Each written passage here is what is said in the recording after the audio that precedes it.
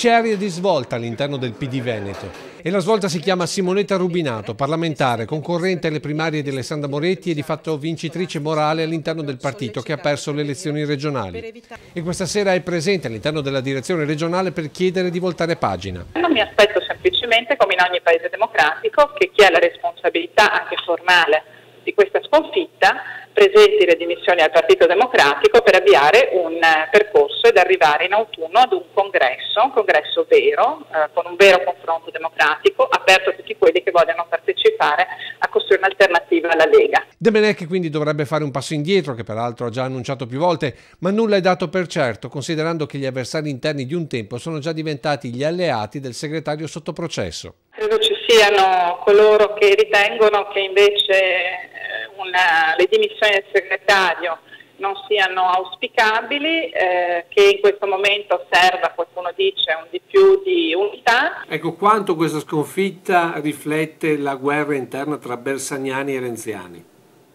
Ma paradossalmente rischia di vederli uniti perché deboli entrambi. Per molti un'alleanza tra deboli, per tenere comunque fuori dalla direzione quella che molti chiamano la scomoda Rubinato. Ne voglio intendere questa come una battaglia personale mia verso altri o di altri contro di me, perché io credo che i veneti non hanno nessun interesse per le nostre baruffe chioggiotte all'interno del partito, hanno invece interesse a sapere se abbiamo voglia di fare qualcosa di concreto per i veneti. Rubinato, ex sindaco di Roncade, deputato in Parlamento, che ha le idee chiare sul futuro dei democratici dopo la pesante sconfitta contro Zaia. Il mio obiettivo è un PD finalmente competitivo, un partito democratico del Veneto che ha la schiena dritta e che parla dei temi che interessano al Veneto, dall'autonomia alla necessità di tenere qui le risorse che servono per dare risposte ai veneti e agli imprenditori, compresi quelli che in Veneto abitano ma che non sono di origine veneta.